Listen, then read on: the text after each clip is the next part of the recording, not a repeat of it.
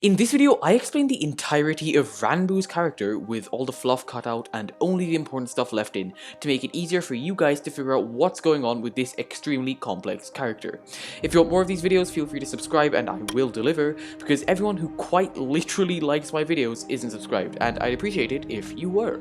Ranboo joined the Dream SMP pretty recently, but he's quickly become the fan favorite of the server, and before we dive into the actual story, we have to highlight a few character traits and quirks that he has, so that the story itself makes more sense.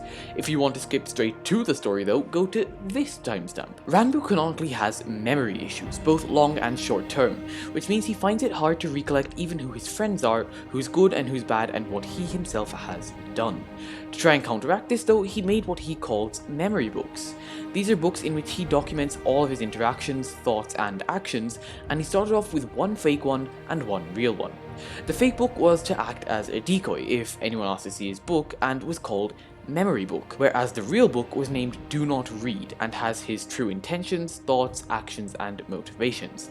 These were his two main books for a long time, but he later on got a third and an alleged fourth book under certain circumstances, which we'll get to later. Ranboo is also part Enderman. It's thought widely that he's half Enderman and half Ghast, but Ranboo said in the past that this isn't true, and that even he doesn't know what the other half of his character is. His Enderman side though gives him certain Enderman-like qualities and preferences. For example, it's been confirmed that Ranboo canonically hates water and he dislikes going in it without armor. He always tries to stay indoors or wear a helmet when it rains, and it's also known that his own tears hurt him when he cries. In addition to all of these things, Ranboo can pick up any block by punching it with his hand, a lot like Silk Touch, but with the added ability to pick up more blocks than normally possible, like mob spawners. He also dislikes eye contact and has been heard to make the Enderman noises when panicking. Ranboo, both canonically and IRL, joined the Dream SMP completely unprepared to do so. He wasn't planned to join and instead was whitelisted while he was streaming after being asked to join while he was streaming. The first major plot important thing that Ranboo did was to grief George Not Found's house with Tommy in it, a crime that would spark his first arc on the server. When it was found that George's house was more or less completely destroyed, there were calls for justice. A trial ensued and Ranboo was implicated in the crime by Tommy. When he was questioned, however, he refused to rat out Tommy, and even though it might have let him get away, he remained silent. On seeing this, Tommy sacrificed himself, taking all the blame for the grieving and clearing Ranboo's name, leaving him a free man. Indebted, Ranboo later defended Tommy in an argument where he was being called selfish, questioning whether a selfish person would give themselves up just to save someone else. Tommy in this arc was against L'Manberg. He was on the opposite side of the government, and Ranboo seeing Tommy being a good person, despite being on the quote-unquote bad side, probably helped him form the basis of his ideals, those being that sides are an inherently flawed concept. Ranboo tried, and still does try, to stay loyal to people, not any single side, and this will come up again later, because as the story progresses, Ranboo's belief in this ideal only grows stronger. He stuck by this moral even immediately after forming it by writing Tommy letters, for example, but still remaining friendly to L'Manberg. Although these letters were intercepted by Dream, we're talking about Ranboo here, not Tommy, so what matters is that the letters were written. Ranboo did think about his friend Tommy as just that. A friend. Around this point, the Exile in It arc was still going on, and L'Manberg still wanted revenge on the man who'd unleashed withers on their nation and toppled their government, no matter the cost. Ranboo was roped into this mess and became a very last-minute member of the Butcher Army, which was a group of people dedicated to hunting and killing Technoblade, or at least bringing him to justice. He was one of the least aggressive members of the Butcher Army, but was a part of it nonetheless, presumably because of his allegiance to Tubbo. However, just because L'Manberg, and thereby Tubbo, disliked Techno didn't mean that Ranboo disliked Techno, or harbored any bad feelings towards him. After all, Ranboo wasn't a part of L'Manberg when it was being destroyed by Techno and Wilbur, so he didn't really have a grudge against the then pacifist pig. He later gave Techno a lot of his items back, like his armor, and that was a move that most would view as treason, but Ranboo just saw as a decent thing to do for a person who needed help. Again, he held no grudges.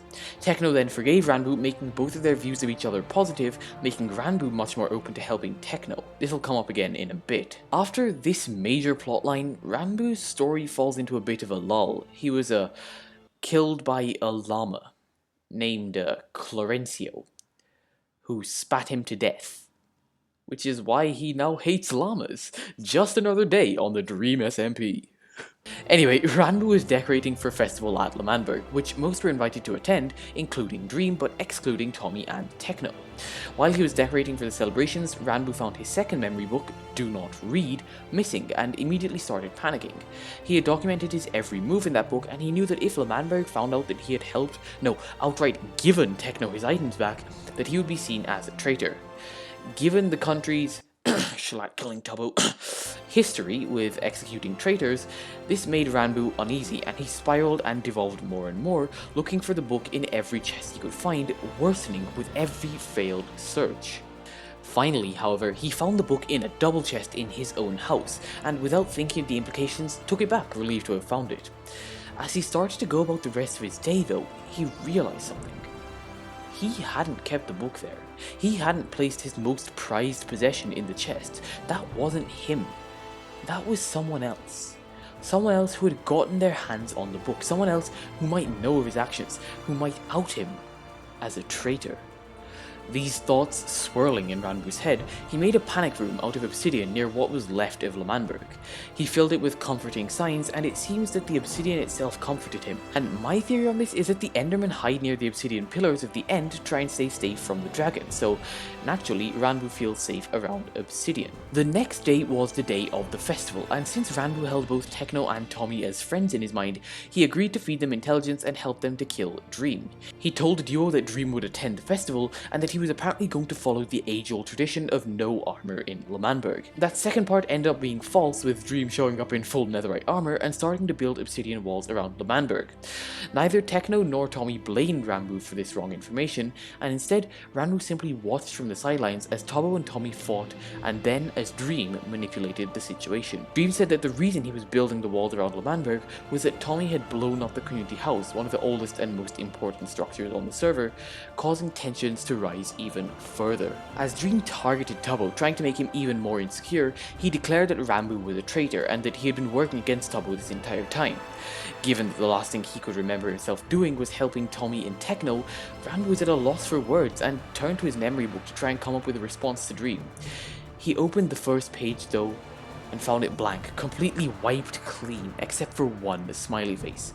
The next page was the same, and the next after that, and as Ranboo flipped frantically through the book, looking for something, anything that he could remember to read, Dream laughed and handed Tubbo the actual memory book, completely exposing Ranboo's supposed treachery.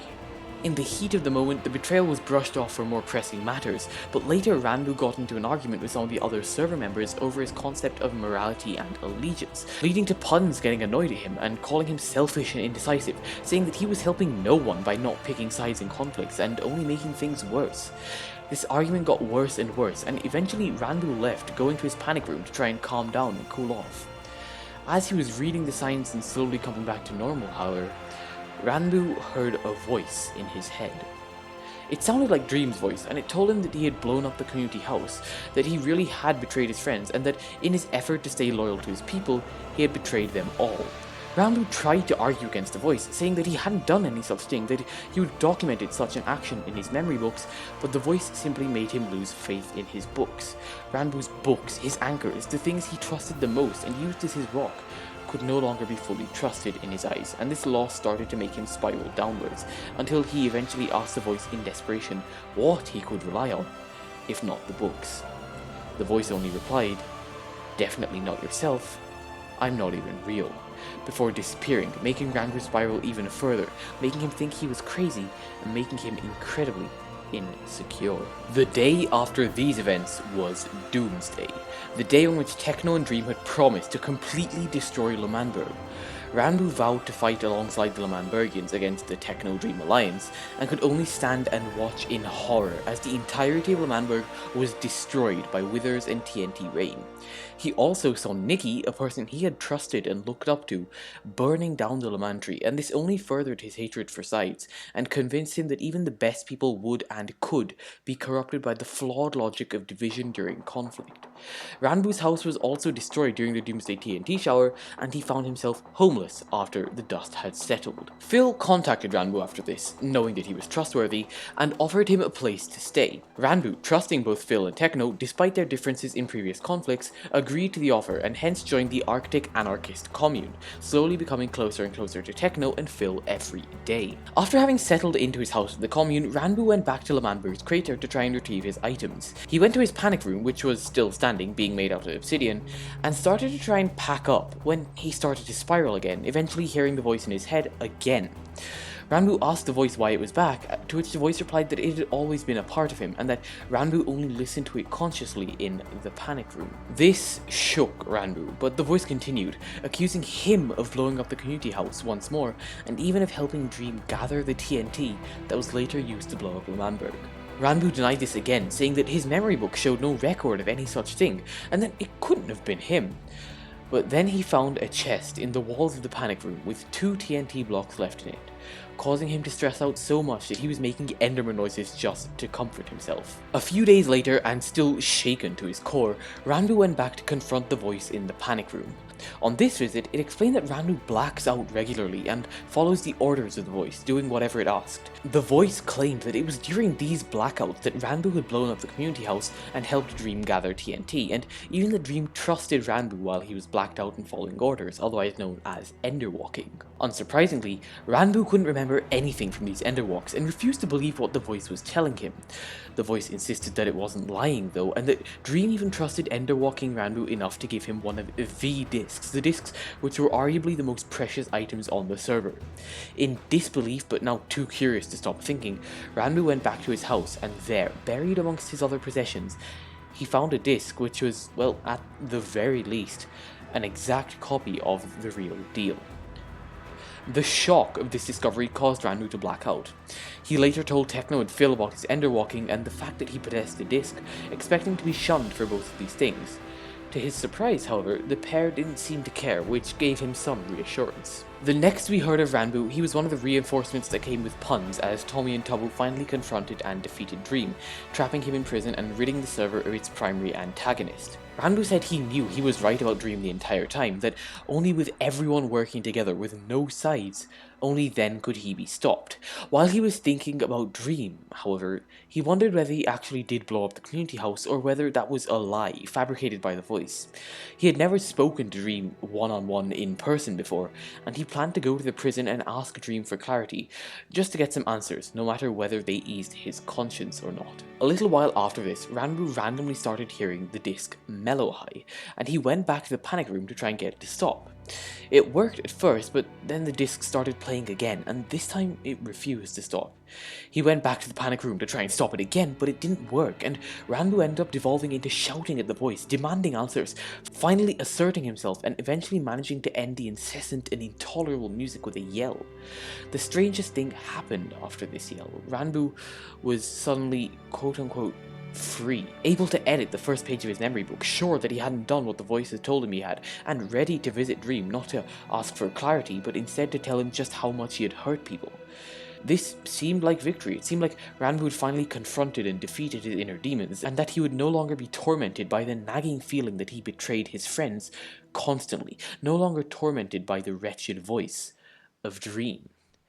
This story isn't over yet, though. After quote-unquote freeing himself, Ranboo started to show a lot more of his Enderman traits, like the ability to pick up any block, including spawners, with his bare hands, an increased dislike for eye contact, and so on. There was a downside, however. He started to enderwalk a lot more.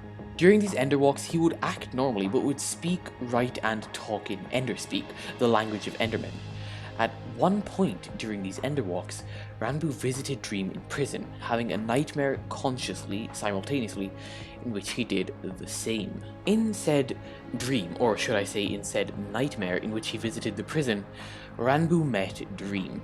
The situation slowly got worse and worse for Ranboo and his mental health, as Dream tried to convince Ranboo that he had helped him, even starting to refer to himself in the third person. All while Ranboo denied it, but the nightmare slowly started to unravel. The memory book that Ranboo had taken in with him had his first page replaced with a smiley, and Dream showed Ranboo that he had made loads of copies of his do not read memory book, the very book that had outed him as a traitor. Dream then revealed that he wasn't even the real Dream and was actually the panic room voice disappearing right in front of his very eyes. Ranboo was still not free and the voice was not gone. It was still a part of him and it claimed it knew what Ranboo thought, how Ranboo felt and how Ranboo acted much better than even he did, and that's why it referred to Dream in the third person. Because the panic room voice isn't Dream despite what it sounds like. It's Ranboo. The deepest, darkest parts of him, no doubt, but it's still the same person. The dream ended with Ranboo falling to his death as the prison crumbled around him, obsidian falling in layers like sand, Ranboo spiraling faster and faster even while on the death screen. He didn't die, of course, since it was a dream, but he woke up with full memory of what he had just experienced and with full awareness that he wasn't free from the voice. Then, to try and confirm that the visit hadn't happened and that what he had seen was just that, a dream, and not him coping with reality by calling it a dream, Ranboo wanted to visit the prison. All was going well until Ranboo claimed that he hadn't visited the prison before. Since he had, while enderwalking, while having that very same nightmare, Sam, the prison guard, didn't let him in, saying that he was lying. Ranboo, on seeing his name signed in Enderspeak on Sam's forms, realized what must have happened, and asked Sam to never let him into the prison again, in case Enderwalking Ranboo somehow conspired to free Dream, undoing all of the hard work of every server member up until that point. He also remembered that in his dream, Sam had let him take a memory book with him into the prison, and concluded that he must have taken a book while enderwalking as well. After looking through his existing books, Ranboo realized that he must have a separate book for when he blacks out, and enderwalking Ranboo must have thought similarly to his conscious counterpart, and kept a real book to document his actions, and left the do not read book as a decoy.